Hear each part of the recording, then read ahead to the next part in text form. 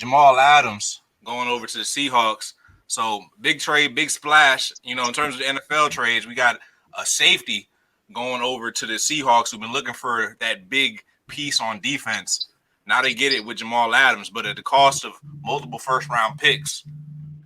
I gotta wonder, where does this put them within the hierarchy of the NFC? T, it's only right that I begin with you. I mean, let's make no mistake about it. I am a 49ers fan to the heart. So it might be a little homerism here, but I think it was a decent trade, but they gave up too much. I think it makes sense in terms of the caliber of athlete. He is a top-tier talent, but 2 first rounds, man, you mortgage your future. You pull the Rams and Jalen Ramsey deal. So far, it didn't look like it helped them much. I'm not sure how Adams is worth more than Khalil Mack, DeAndre Hopkins, or Jalen Ramsey, but the Jets look like clear winners in that trade to me. I mean, they got 2 first rounders, a 4th rounder, and a starting caliber safety. I think the Jets won that deal, and I don't think that puts Seattle at the top of the NFC or even the division. So I'm gonna say Jets A, Seattle. You got like a C for me. Bryce, what you think? I think it was a good deal both ways, man. We talking about, in my opinion, a top 2 safety in the NFL. I think it's between him and Derwin James when you're talking about the top spot. Jamal Adams isn't just a safety, though. So the Seahawks are getting a versatile weapon. Last year, he had 6.5 sacks. How many safeties are doing that? I'm pretty sure he was the only one. He's going to bring you interceptions, fumble recoveries. He's the type of guy that can play in the box. He can play the deep middle. It's not much Jamal Adams can't do. And when you think of a defensive team, the way the Seahawks have been running the last 10 years now, I mean, you got to think he's going to fit right in. Maybe we can get Legion of Boom 2.0 going in Seattle. I think T is correct when he says the Jets got a big haul, but I just don't believe that he's correct when he says the Seahawks paid too much. I mean, Jamal Adams, we could be looking at a gold jacket player down the line if he stays on this type of trajectory. So I think it was a good deal both sides, and I don't think it's a real winner, but hindsight will be the ultimate determinant in that. Absolutely. G, how good is Jamal Adams, and how much of a difference is he going to make for the Seahawks? Seattle's secondary has been pretty much brittle, and just him that's an upgrade on his own. And giving up the draft pick, let's say the top 10 players in the leagues now, when were those guys drafted? Not every one of those guys were a first-round pick, if I'm not mistaken, right? Some of those guys will end up either late rounders for a 3rd or 2nd-round pick to late 1st-round pick maybe at best. Not everybody was like a 1st-round pick, the top 10 players in these leagues today. So when I think about this trade, I think the Jets got robbed. Let's be serious, because the Jets still got to trade. Matter of fact, the Jets still got to draft the right personnel to get the same kind of value what Jamal Adams is on the field right now. Because they could pick any 1st-round pick and it could be bust. So then who really wins that? Who really wins the trade? We're talking about Seattle winning. We're talking about Seattle being a top 2 contender in their own division between them and the 49ers right now. Like, my personal opinion, for Seattle to like put the cherry on top of this all season, they have to retain one of the pieces that they're trying to figure out right now with Clowney. If I'm not mistaken, right? They gotta make him sign the contract for that defense to be legit at this point right now, to at least to contend with the 49ers defense, and at least to go up against them, because it will be what? You're talking about Russell Wilson versus Torn Star Jimmy? And then right there, who you taking? You taking Torn Star Jimmy or Russell Wilson in the 4th quarter with like 2 minutes to play? Like, I don't even think that's a toss-up. I think that's a one direct answer. We're all going to go with Russell Wilson.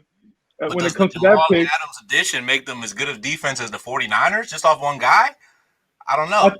I think if they could get Clowney, if they could hold on to Clowney with Jamal Adams, I think that defense with the 49ers, I want to say the 49ers A1 and Seattle will be A2, because we also got to talk about coaching staff. The 49ers defensive coaches, that's the man. Look how he had the boys running around during the season. I thought he was a head coach sometimes. So right now, I personally think Seattle is not that far away. I personally will crown them as the NFC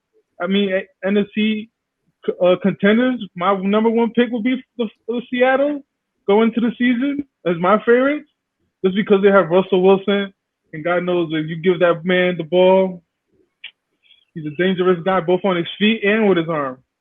Hey, let me jump in and speak to that real quick. So I agree because to a certain degree, Seattle had a top 10 offense and a bottom 10 defense. They gave up almost 6,000 yards last year. I think the Redskins was like the team right below them. So if you watch the Redskins defense, you've seen Seattle defense. You know, so he definitely solidifies that defense. But I think the guy might be, and I hate to use this word, I hate to use it, but I think he might be a little overrated, especially at that price tag. I mean, like Bryce, you talked about what he had, 6 sacks, 6.5 sacks a season or something, the last 2 seasons. The guy has pass rushed more than the entire Seattle secondary last season combined. So he's had more attempts to get those sacks. He's an in-the-box guy, which makes sense, right? You got to stop the run. And then they take a cover. I scoured through the highlights, and I see him covering a bunch of average tight ends. I'm going to just be honest with you. I think the price – are you telling me he's more impactful than Khalil Mack? Are you telling me he's more impactful than Jalen Ramsey? No. If he was, the Jets would have been a better team. The Jets would have been maybe a contender, but they weren't. I don't even think people were scared to play the Jets. I mean, he's a guy you definitely have to scheme around, but he's in a new system. He knows how to play cover 3, but Seattle doesn't blitz that much. He was in a scheme that blitzed almost 40% of the game. So, of course, he got the run stops. Of course, he has the hurries. Of course, well, he didn't even get a lot of hurries. He has a couple sacks, and he has 2 interceptions. That's alarming. The guy that they traded for, McDougal, has 10 interceptions in his career. He had 5 last season. Jamal Adams has 2 his entire career. I feel like if you put me on the field for that amount of snaps, I would have found the ball twice myself. So I think it's a little overrated. But I see you roll your eyes a little bit, Bryce. What you got to say about that? No. I'm not rolling my eyes, man. I was actually looking. I had to fact check a couple of them stats, man. I had to pull out my fact checker on that. Hey, call Hey, look, my Googles didn't load fast enough, so I'm gonna go ahead and take your word on that on a couple of them stats, man. But I will say that I think you're a little off base, you know, especially we start comparing guys as he's impactful as this guy, that guy.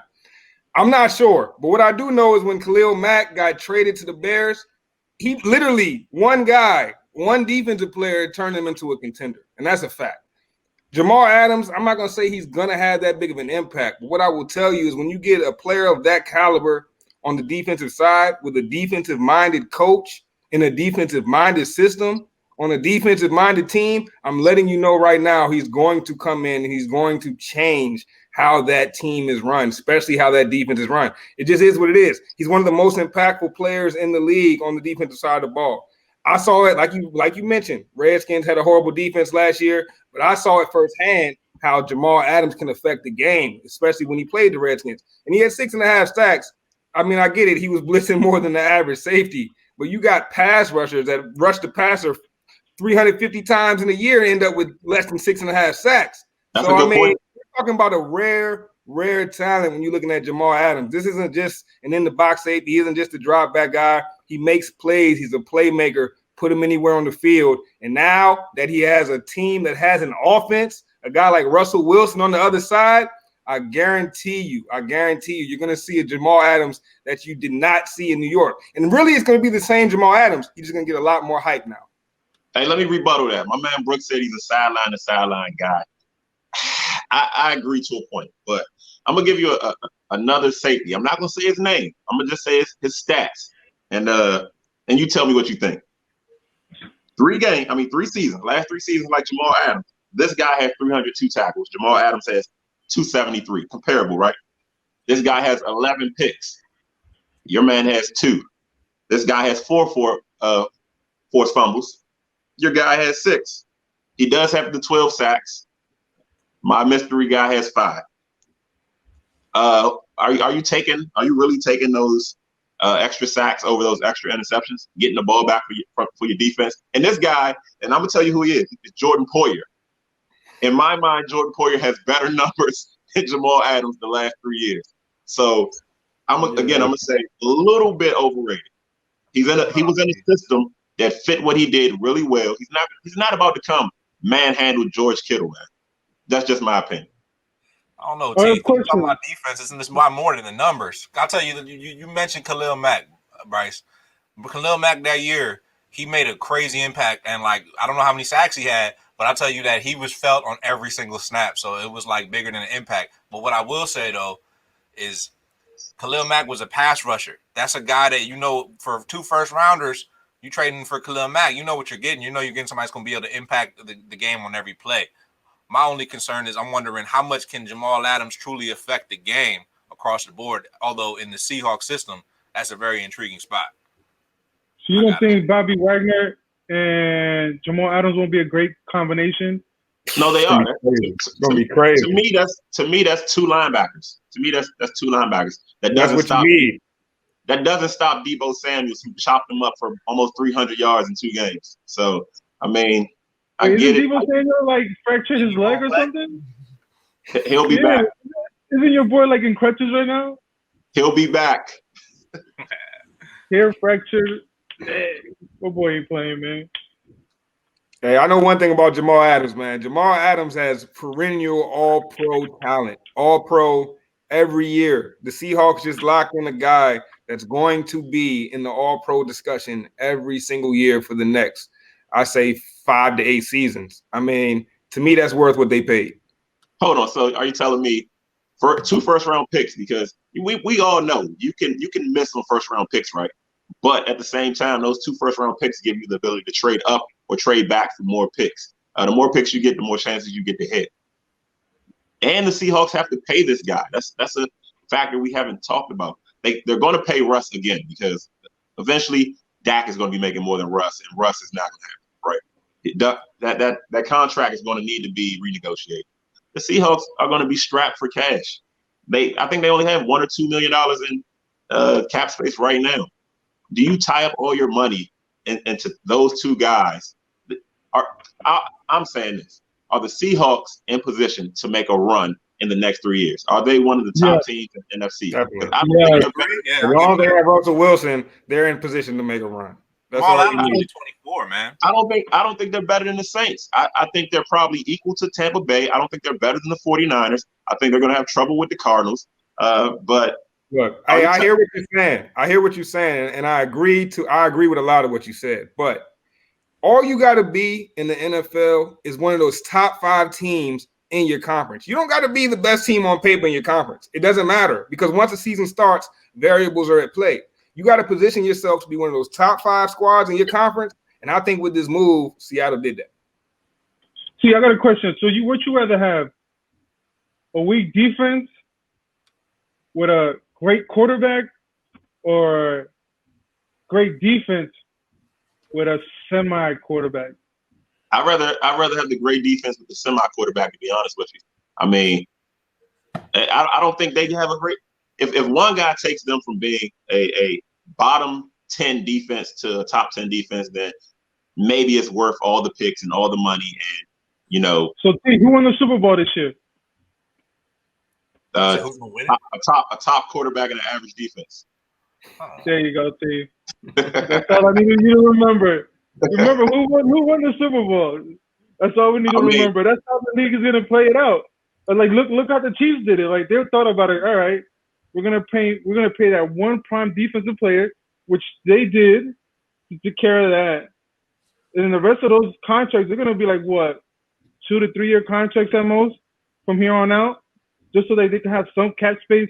At the same time, what that GM does, drafts great players. Like if he's trading down or trading up, like let's be serious. You talking about they gave up 2 first rounders? Can you name a first rounder that they've had in the last 5 years that's been good? Because I don't even know any. They haven't had much success in the first round. Tyler Lockett was like a 3rd rounder. Right. They haven't drafted a good player in the first round. Every year is like a 5th round pick. Kelsey, I believe, is like a 3rd round pick. So like if you don't aim at the first round, you're talking about players from second and down, which that's what you're doing. You're doing your job. You're finding gems. That's what the Chiefs has been doing.